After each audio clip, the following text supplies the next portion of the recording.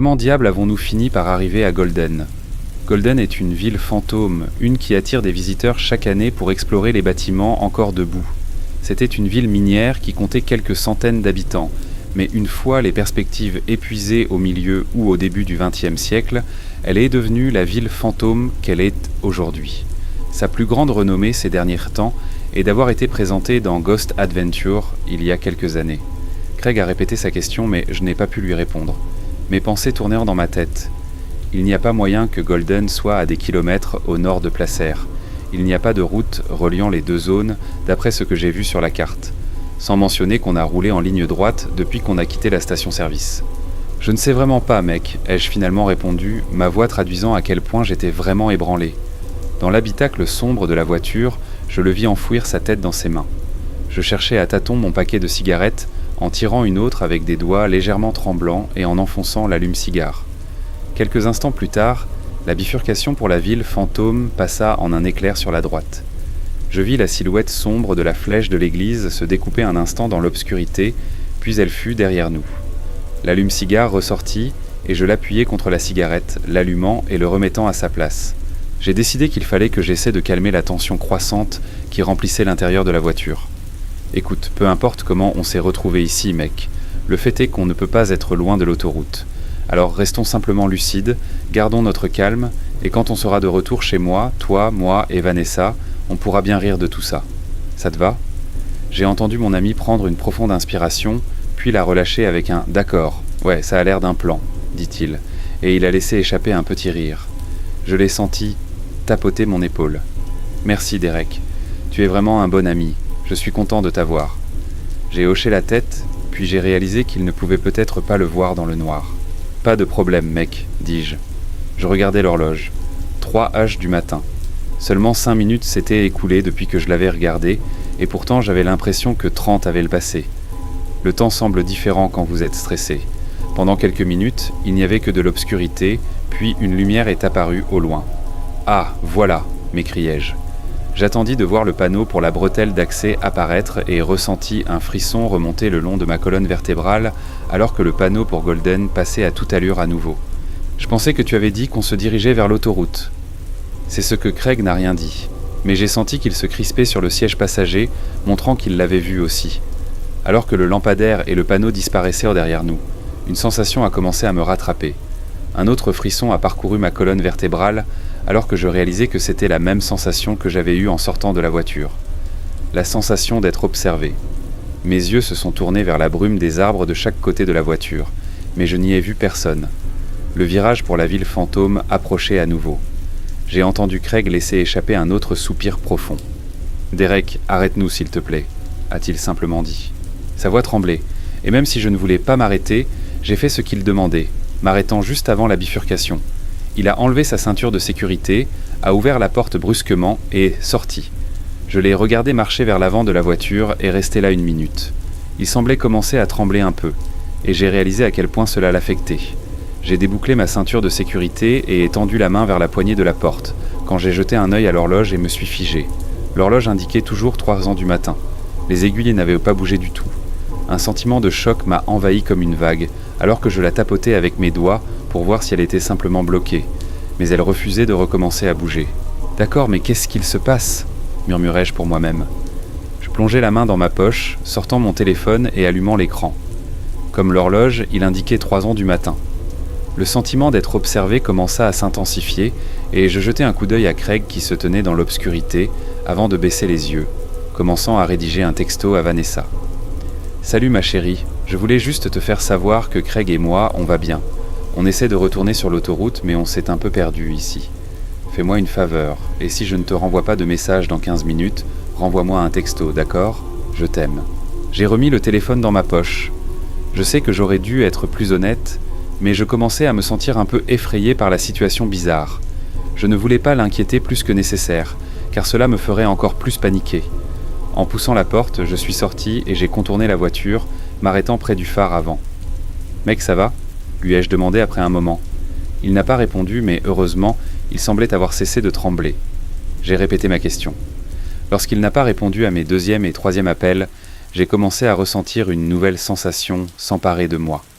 un mélange puissant de terreur et de peur. « Craig, mec, tu me fiches à la trouille, dis quelque chose, s'il te plaît. » Il s'est enfin tourné vers moi et à la lueur des phares, j'ai vu que son visage était devenu un peu pâle. Il a levé son doigt et a pointé du doigt, ne disant qu'un seul mot. « Regarde. » Mes yeux ont suivi la direction qu'il avait indiquée et j'ai commencé à avoir l'impression que quelqu'un avait renversé un seau d'eau glacée sur ma tête.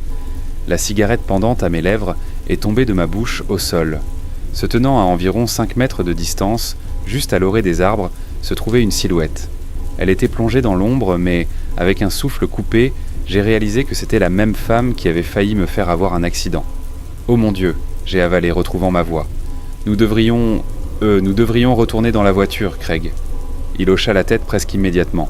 « Je pense que tu as peut-être raison, » répondit-il, sa voix tremblante, sans détourner nos yeux de la silhouette. Nous avons lentement reculé jusqu'à atteindre nos portes respectives et sommes montés à l'intérieur. Je ne me suis même pas embêté à mettre ma ceinture de sécurité. J'ai simplement mis le levier de vitesse en première et j'ai appuyé à fond.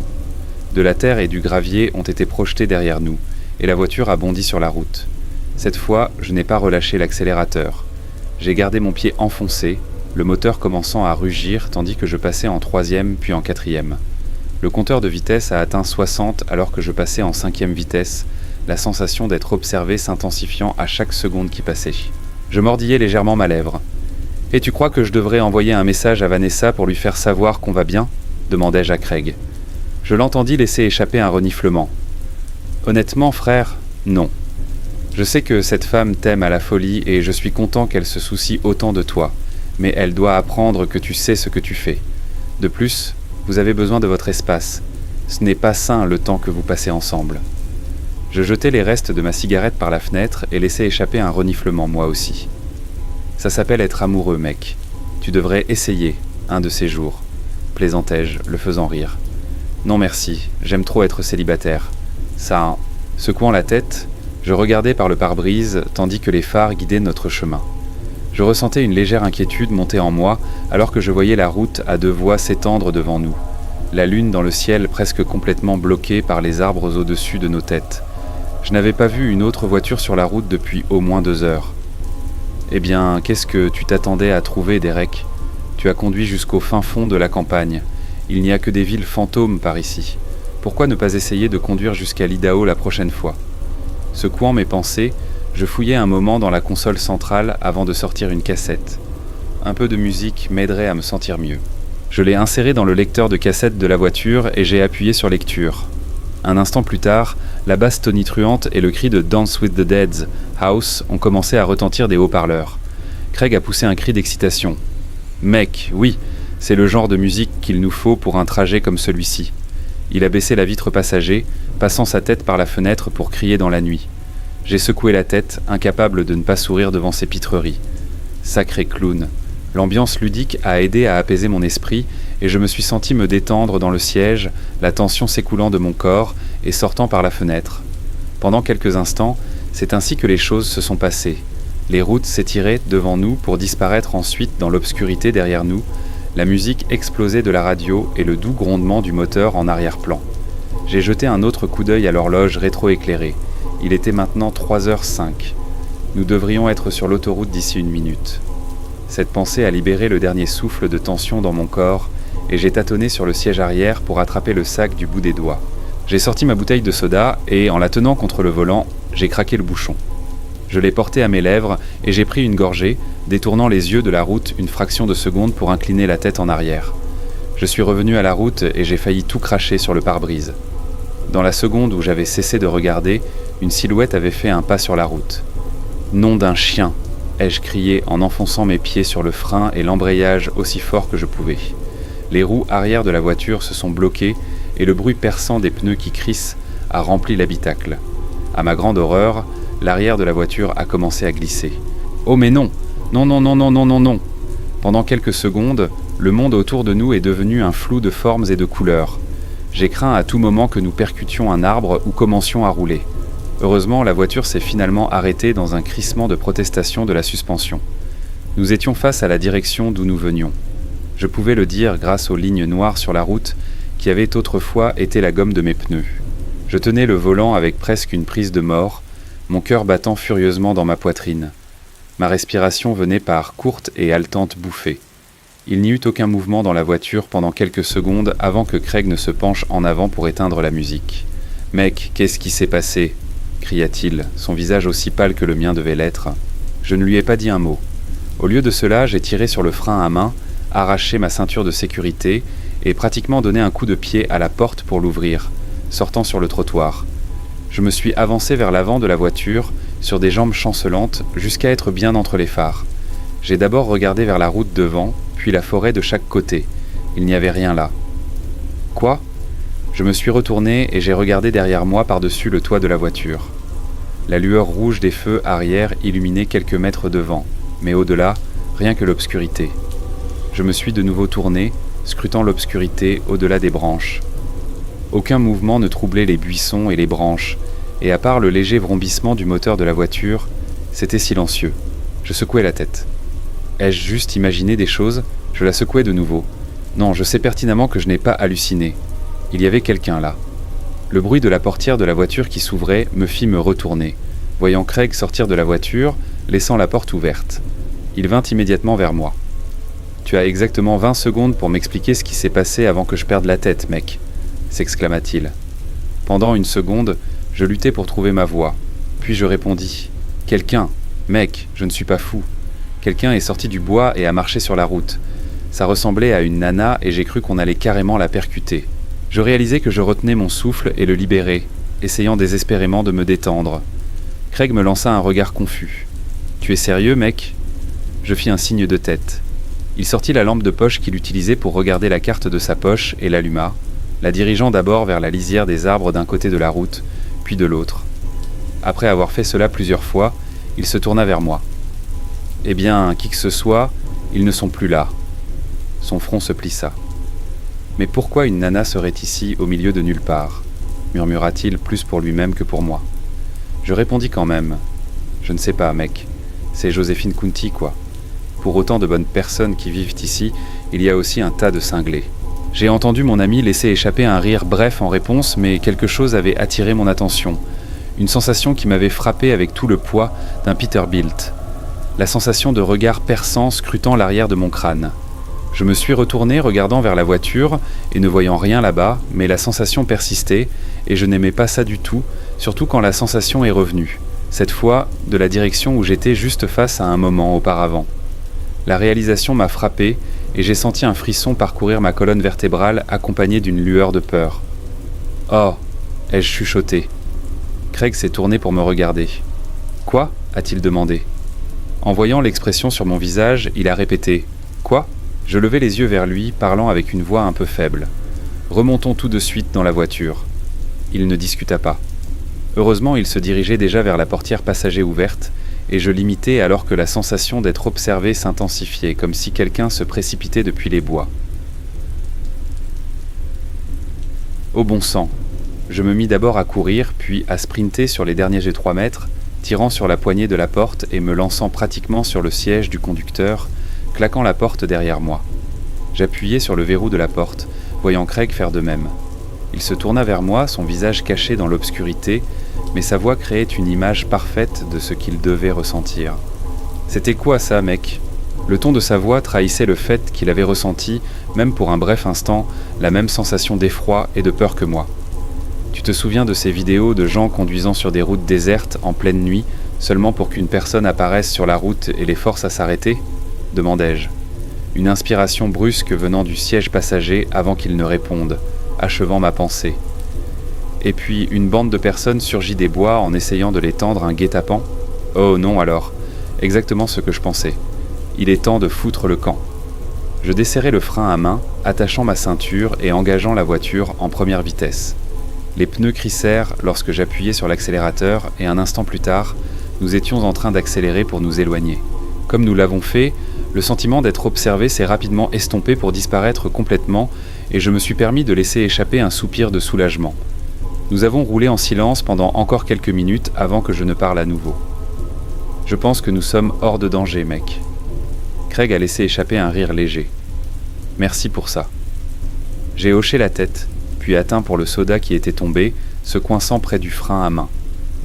Je l'ai attrapé, l'ai débouché et pris une autre gorgée, le liquide encore frais se sentant incroyable en descendant ma gorge. Après l'avoir rebouché, je l'ai laissé tomber derrière moi sur la banquette arrière. J'ai moi-même laissé échapper un rire. Je ne veux pas faire ma rabat-joie, Craig, mais je pense qu'après ça, je vais peut-être faire une petite pause des balades en voiture tard le soir pour un moment. Ça m'a trop travaillé. Pendant quelques instants de plus que je ne l'aurais pensé, il n'y eut rien, puis il répondit « Autant que ça craint, mon pote, je peux comprendre. Aucun problème. » Je crois que je pouvais détecter une petite tonalité de tristesse dans sa voix, ainsi que quelque chose d'autre que je n'arrivais pas à identifier. Mais ensuite, je l'ai entendu se redresser. « Et Derek ?» demanda-t-il, un peu d'inquiétude désormais marquée dans sa voix. « Ouais. » Je l'ai entendu reprendre son souffle. Ne devrions-nous pas déjà être sur l'autoroute maintenant, ou au moins voir les lumières des voitures qui passent ? Je ne m'étais pas vraiment concentré sur autre chose que le prochain tronçon de route dans mes phares, mais à ces mots, j'ai brusqué ma tête pour regarder au-delà. Mais qu'est-ce que c'est que ce bordel ? Il avait raison. Les feux des voitures et des camions qui passent sur l'autoroute devraient être visibles dans l'obscurité.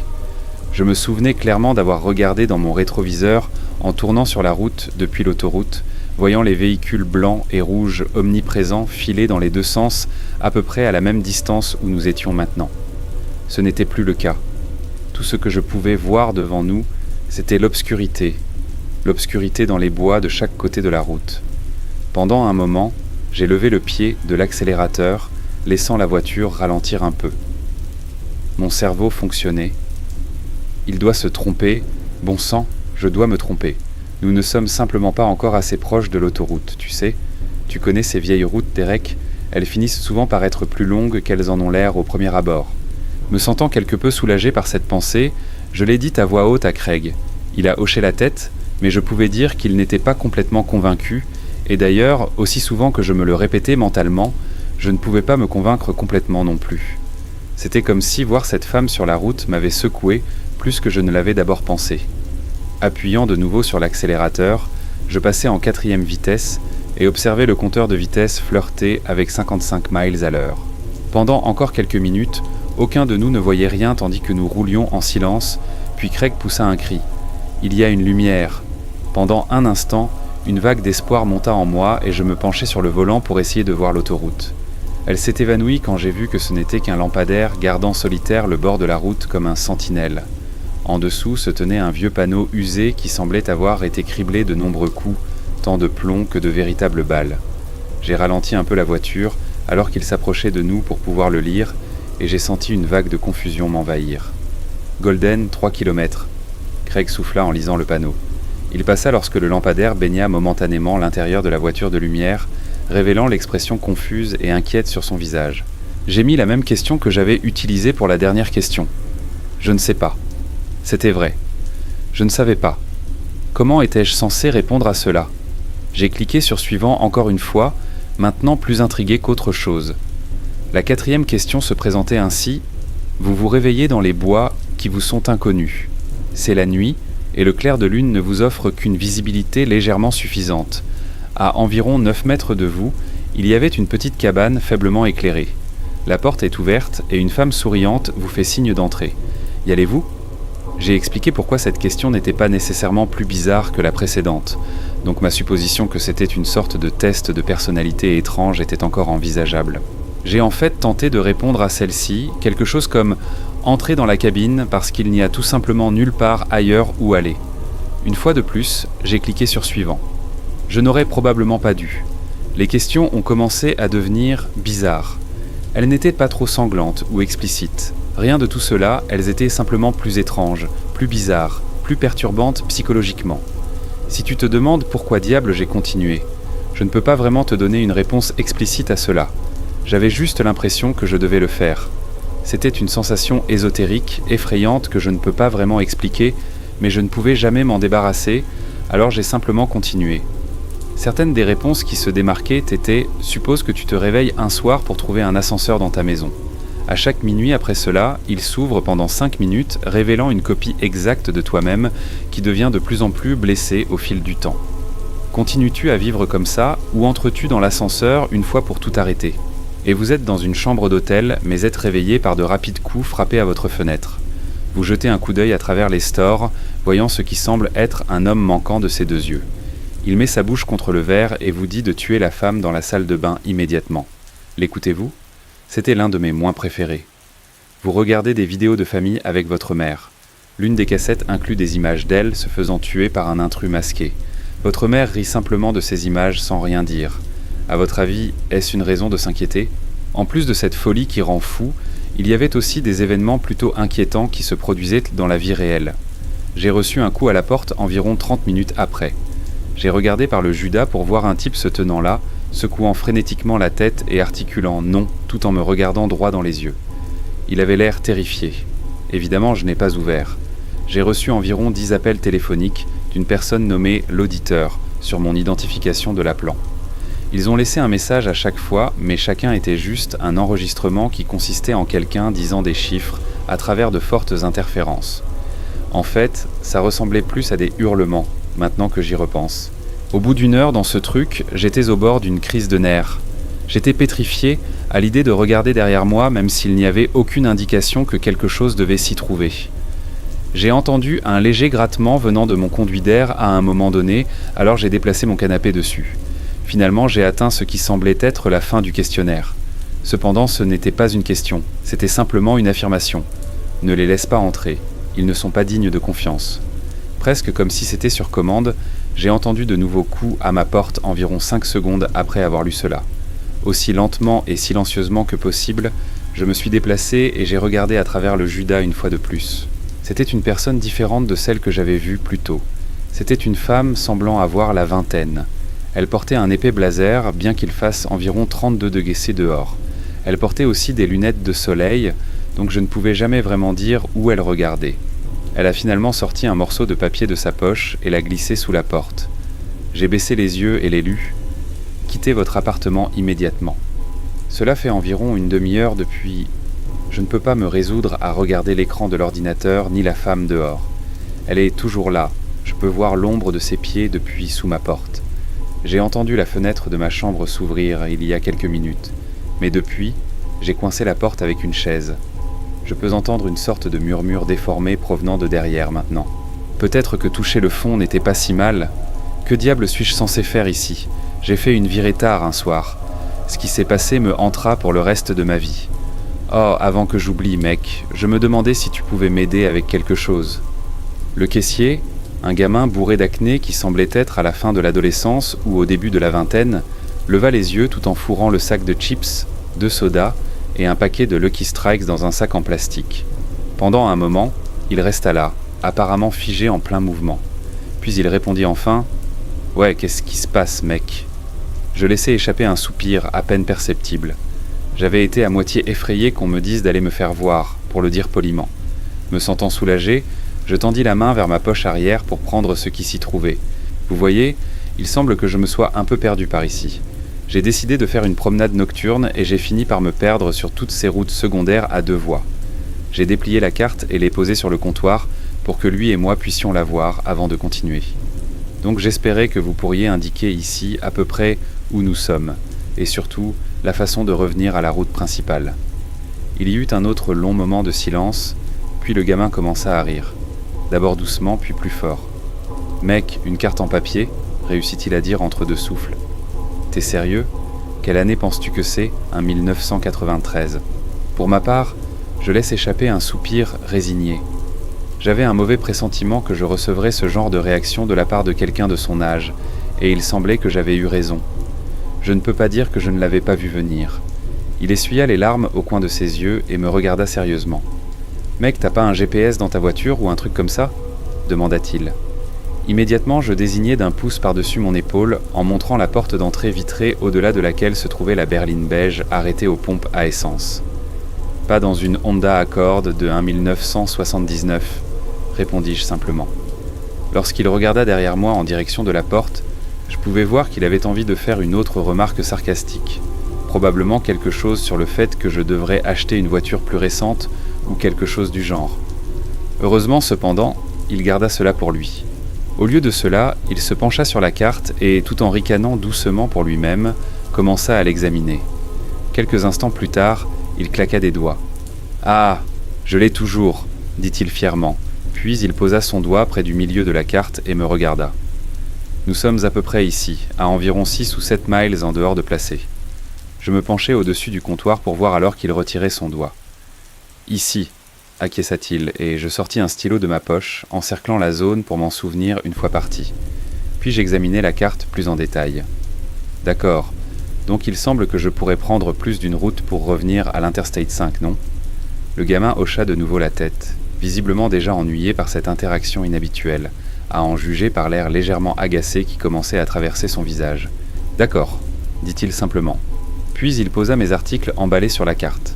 « Cela fera 45 € pour ceci et 28,50 € pour l'essence. » J'ai plongé la main dans ma poche et sorti mon portefeuille, retirant 320 € et les lui tendant. La caisse enregistreuse a émis son ding caractéristique en s'ouvrant et il y a placé les billets avant de me remettre ma monnaie, que j'ai rangée avec mon portefeuille dans ma poche. J'ai pris le sac et replié la carte. « Merci pour l'aide », dis-je en me tournant pour sortir par la porte. « Ouais, pas de problème », l'entendis-je marmonner, alors que je me dirigeais vers la porte d'entrée et l'ouvrais. Une petite cloche accrochée à l'intérieur de la poignée tinta lorsque je suis sorti et ai laissé la porte se refermer derrière moi. Les sons des réfrigérateurs bourdonnant dans les lumières fluorescentes, bourdonnant doucement, ont été remplacés par ceux d'une forêt en été, la nuit. Les grillons et les cigales bourdonnaient bruyamment dans l'herbe autour du magasin, presque à en submerger le bourdonnement des lumières au-dessus des pompes. Le son d'un hibou ululant bruyamment résonnait à travers les arbres, suivi par le cri fort de ce qui devait être un élan. J'ai inspiré l'air pur avant de descendre les marches vers ma voiture en tirant sur la porte du conducteur. J'ai jeté un dernier coup d'œil autour de moi avant de m'installer dans le siège du conducteur. « Alors, as-tu découvert où tu es ?» demanda une voix venant du siège passager. Pendant une fraction de seconde, une vague de confusion et de panique m'envahit et je me retournai sur mon siège. Elle fut immédiatement remplacée par une vague de gêne amplifiée lorsque mon ami se mit à rire profondément. « Mec, tu es resté dedans si longtemps que tu as oublié que j'étais là à t'attendre ?»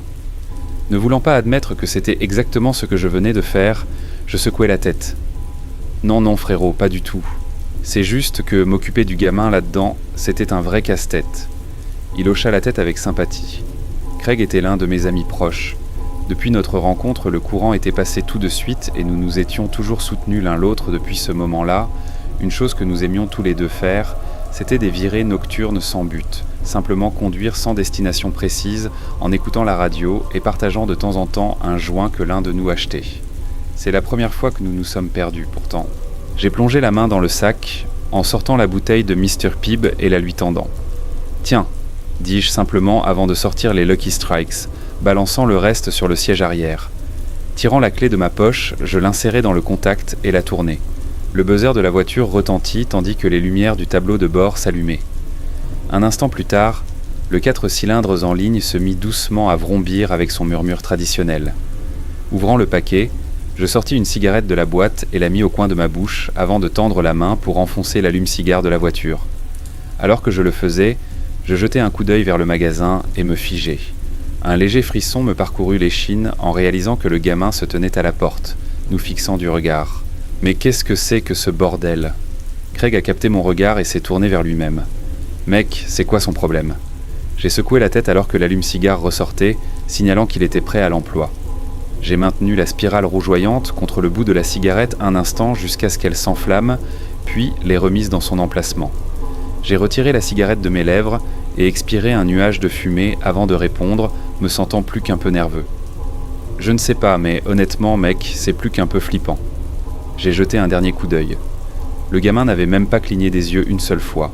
Il regardait juste avec une intensité déconcertante à travers la vitre. « Allez, sortons d'ici », dit Craig faisant écho aux pensées qui tourbillonnaient dans ma tête.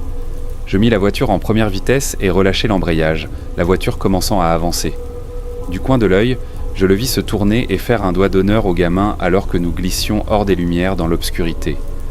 Je tournai la voiture à gauche et repris la direction d'où nous venions. Eh bien, la bonne nouvelle, ouais, j'ai découvert où nous sommes. Je sortis la carte de ma poche et la tendis à mon ami. J'ai entendu un bruit de tâtonnement pendant un moment, puis une petite lampe de poche s'est allumée alors qu'il la dirigeait vers la carte. « Mec, comment avons-nous fait pour aller presque aussi loin à l'est que Placer ?» a-t-il demandé avec un ton légèrement ajusté. « Trajet plus long que d'habitude, je suppose. » ai-je répondu en baissant la vitre pour jeter les cendres de ma cigarette dehors. « J'ai jeté un coup d'œil à l'horloge analogique sur le tableau de bord. 2h45, indiquait-elle. J'ai poussé un petit soupir. Super. Vanessa est probablement en train de s'inquiéter énormément pour nous en ce moment, moi surtout. Depuis que nous avions commencé à sortir ensemble, il y a 5 ans, ma copine avait toujours été plutôt anxieuse à propos de mon habitude de faire de longues balades nocturnes en voiture quand je ne pouvais pas dormir. Elle craignait toujours que j'aie un accident, soit avec une autre voiture, soit en enroulant ma Honda autour d'un arbre, soit en percutant un animal.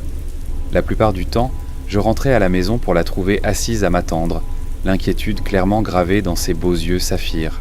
J'ai trouvé une enquête internet extrêmement bizarre. Personne ne sait vraiment ce qu'est le fond du baril tant qu'il ne l'a pas touché. Être brusquement licencié de votre emploi dans lequel vous avez travaillé durant les 10 dernières années et découvrir ensuite que votre copine vous trompe avec votre remplaçant, ça fait vraiment réfléchir un homme. Bon sang, mes prêts étudiants ne sont même pas encore remboursés. Quel spectacle que cette vie! Après une nuit plutôt arrosée qui a consisté à envoyer environ 4 douzaines de CV et de lettres de motivation horriblement rédigées, je me suis écroulé. Lorsque je me suis réveillé le lendemain matin, j'ai décidé d'au moins essayer de gagner un peu d'argent chez moi en attendant un entretien. À ce moment-là, je pensais que la meilleure façon d'y parvenir était de remplir ces enquêtes internet qui rapportaient des cartes cadeaux de 5 $ pour Subway et autres comme ça. Après environ 1 heure passée à répondre à des questions, je n'avais pas d'autres compétences commercialisables qui auraient pu rapporter un revenu immédiat. C'était soit ça, soit perdre ma journée à jouer à des jeux d'ordinateur, au moins je n'aurais pas à payer pour la nourriture. J'ai fait ces enquêtes pendant environ 5 heures avant de presque m'évanouir. C'était bien plus éprouvant que je ne l'avais initialement prévu.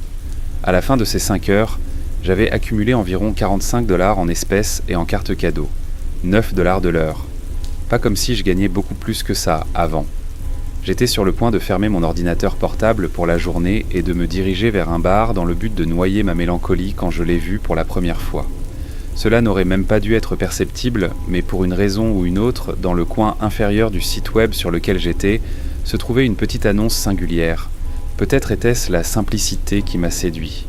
Des lettres noires sur un fond totalement blanc, lisant « Sondage pour argent » dans une police un peu kitsch. Au moins le message était direct. Un de plus ne pouvait pas faire de mal, ai-je pensé. Autant rassembler un petit peu plus d'argent pour l'alcool avant de sortir. Je me suis rassis et cliqué sur le lien de l'image et me suis préparé à parcourir encore quelques questions fastidieuses. Les premières questions étaient assez simples. Je suppose qu'elles n'étaient pas vraiment des questions, mais plutôt une collecte de données. Mon nom, mon âge et ma profession. J'ai trouvé un peu bizarre qu'ils demandent aussi ma taille et mon poids, mais ce n'était pas inédit. La première vraie question était une toute autre histoire, pourtant. Je devais la fixer, les yeux grands ouverts et la bouche béante, pendant Dieu seul sait combien de temps. Qu'est-ce que c'est que ce bordel? En bon français, voici ce qui est apparu sur mon écran. Quel est le degré de votre envie de regarder derrière vous actuellement? Il y avait 5 options en dessous, allant de pas du tout à irrépressible. Il n'y avait aucune raison valable pour que je sois effrayé à ce moment-là, mais je l'étais. J'ai retenu ma respiration, essayant de percevoir le moindre bruit subtil derrière moi. Il n'y en avait aucun. Après peut-être environ 5 minutes, j'ai rassemblé le courage de regarder. Il n'y avait rien. J'ai soupiré de soulagement tout en me moquant de moi-même en même temps. Cela devait être une sorte de plaisanterie. Cependant, j'ai décidé de jouer le jeu en répondant neutre et en cliquant sur la question suivante. Voici ce qu'elle disait. Pourquoi regarderiez-vous derrière vous? Je souris, drôle. Avant de simplement taper « je ne sais pas » dans la case de réponse et, une fois de plus, de cliquer sur « suivant ». Voici la 3e question. Vous êtes dans un avion. À part vous, il n'y a qu'un autre passager, assis quelque part derrière vous. À un moment donné, vous vous levez pour aller aux toilettes et constatez que l'homme a disparu. Vous vérifiez s'il est dans l'unique toilette de l'avion, mais il n'y est pas. Que faites-vous? Encore une fois, je suis resté bêtement à la regarder pendant près de 10 minutes. Était-ce une sorte de test de personnalité obscure? Je veux dire, ça devait l'être, non? J'ai prié pour que je voie quelque chose, n'importe quoi devant nous, une intersection, une maison, un foutu téléphone public, pour l'amour du ciel. Et puis mon sang s'est glacé alors qu'une lumière est apparue devant nous. Exactement la même qu'avant avec le panneau en dessous. Mes yeux ont clignoté vers l'horloge et la terreur m'a traversé en voyant qu'elle était toujours figée à la même heure. « C'est pas bon, mec », a dit Craig depuis le siège passager. J'étais d'accord avec lui, mais je ne l'ai pas dit à voix haute. J'ai gardé mon pied au plancher, le compteur de vitesse atteignant maintenant 130. Le croisement est apparu à nouveau, et ce que j'ai vu m'a donné envie de crier. La femme s'était rapprochée de la route, et elle n'était plus seule. Derrière elle, j'apercevais d'autres personnes, des silhouettes, des dizaines, peut-être plus. Elles se tenaient toutes face à la route, nous regardant passer à toute vitesse, puis elles disparaissaient dans le rétroviseur. J'ai expiré lorsque la lumière et le panneau sont passés à nouveau. Cette fois, la masse de personnes s'était encore rapprochée de la route. La femme se tenait devant tout le monde, et pendant une fraction de seconde, les phares l'ont éclairée. Un autre frisson de glace a traversé mes veines en voyant la rivière de sang couler sur le devant de sa chemise de nuit. Une chemise qui semblait avoir des décennies. Que diable faisons-nous ? Craig me demanda, sa voix stable mais remplie de peur, la même que je ressentais. Je secouai simplement la tête. « Je ne sais pas, mec », fut tout ce que je pus dire. Le réverbère commença à réapparaître quand je sentis mon téléphone vibrer dans ma poche, me faisant presque freiner brusquement de surprise. Je fouillai dans ma poche pour le trouver, voyant Craig me regarder. J'ai envoyé un message à Vanessa quand nous nous sommes arrêtés, lui ai dit de répondre dans quelques minutes. Maintenant, je pense que je vais lui dire d'appeler les flics ou quelque chose comme ça. Il ne répondit pas, se tournant plutôt pour regarder par le pare-brise les lumières approcher en clignotant. Mes yeux allaient et venaient du téléphone à la route et retour. Je me suis forcé à ne pas regarder la bifurcation alors que nous dépassions à toute vitesse les lumières. Je ne voulais pas voir à quel point ces fantômes, démons, peu importe ce qu'ils étaient, s'étaient rapprochés de la route.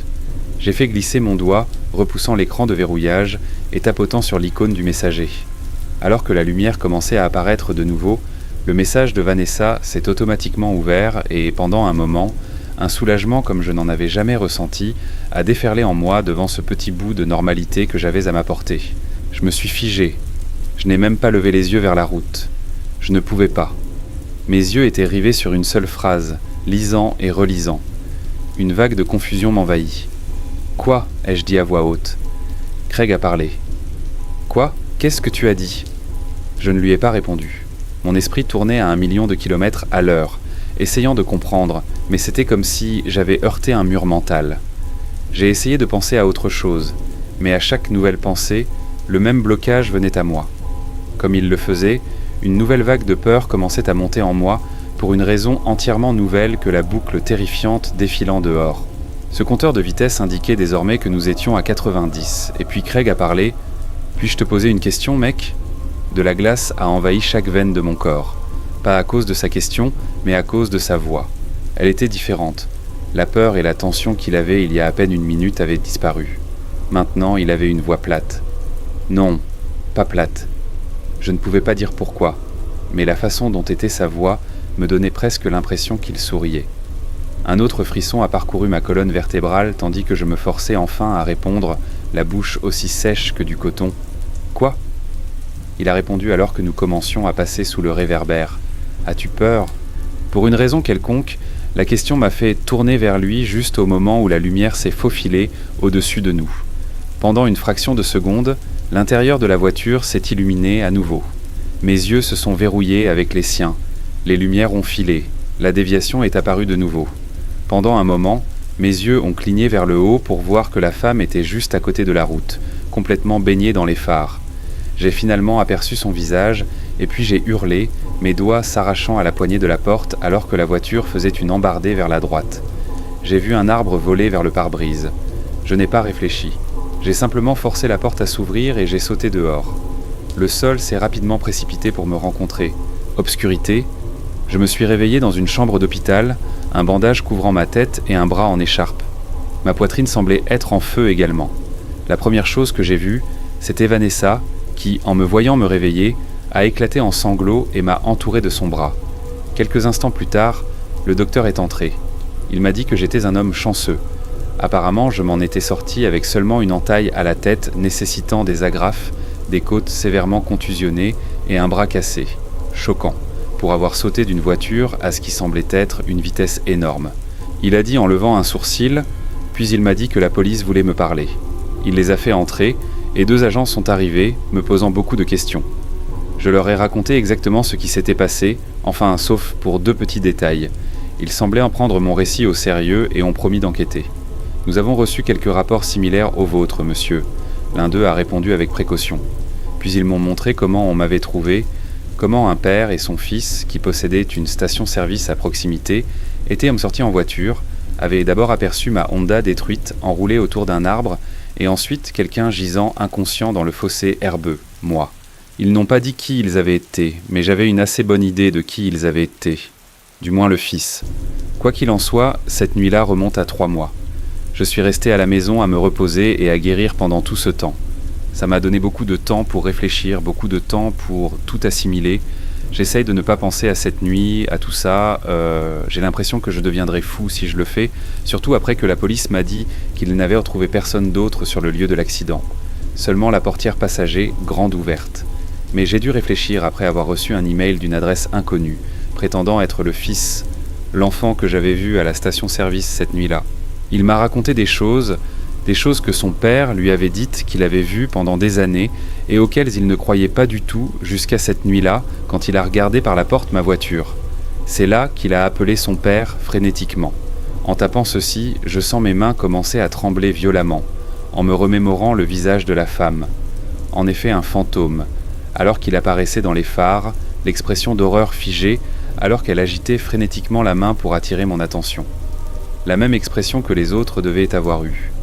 Me rappelant le moment où je me suis tourné pour regarder Craig alors que la lumière vacillait, et voyant le sourire sur son visage, un sourire plus large que n'importe quel être humain ne pourrait avoir, rempli de dents de requin, alors que des yeux noirs me regardaient avec avidité.